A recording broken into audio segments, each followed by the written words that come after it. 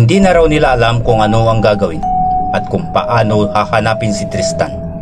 Dahil sa takot at pag-aalala nila ay nagmamadali na silang umalis doon. Dala ang bisikleta ni Tristan.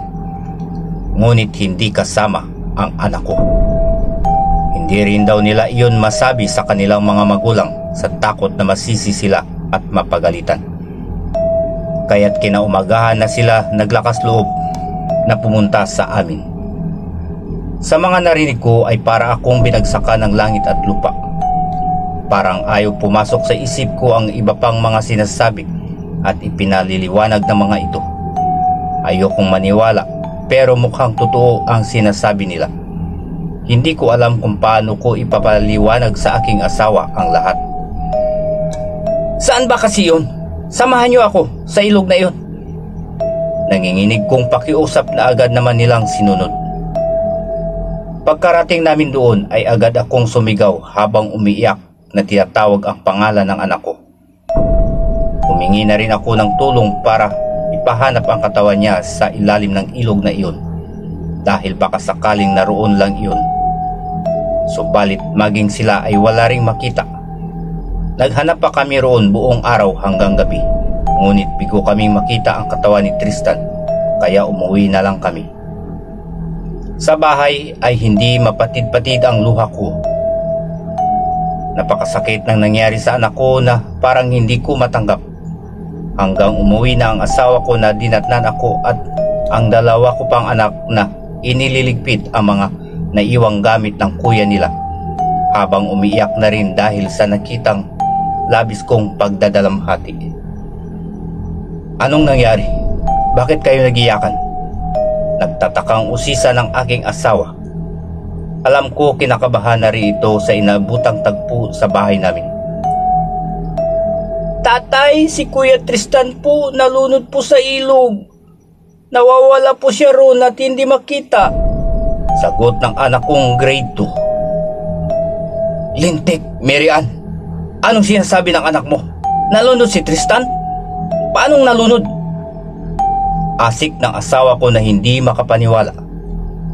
Hindi ko na siya nasagot dahil parang nais ko na noong panawa na lamang ng ulirat. Sumasagi sa isip ko ng mga sandaling iyon na baka tinatawag ako ng aking anak habang nalulunod kaya lalong napalakas ang hagulgol ko. Kinabukasan, kasama ang asawa ko ay muling binalikan ng mga taga-barangay at ilang pulis ang lugar upang hanapin uli ang katawan ng aking anak. Hinalughog na nila ang buong ilog, ngunit wala talaga. Wala doon ang aking anak. Subalit sa isip ko, umaasa ako na kaya hindi makita ang katawan ni Tristan ay dahil hindi talaga siya nalunod. Imposible naman kasi iyon dahil marunong siyang lumangoy. Subalit naroon pa rin ang katanungan kung bakit hindi pa ito umuwi kung buhay pa ito. Kaya't hindi ako sumuko sa paghahanap sa kanya.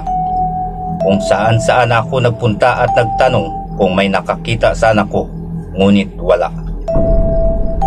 Halos masiraan ako ng bait na mga panahong iyon dahil sa sobrang pag-iisip sa tunay na nangyari sa anak ko at kung buhay pa ba siya.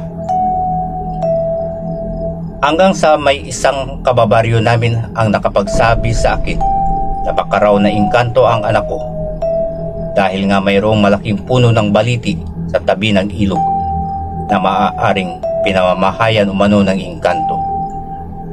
Bukod pa sa balibalita na ang ilog na iyon ay pugad ng mga engkanto. Sabi pa nito ay magsindi raw ako ng kandila at mag-alay ng mga pagkain at prutas doon mismo sa tapat ng malaking puno ng balete. At sabayan ko na rin daw ng pagdarasal. Bilang ina, isa itong pag-asa para sa akin. Totoo man ang engkanto o hindi, ay mas pinaniwalaan ko ito.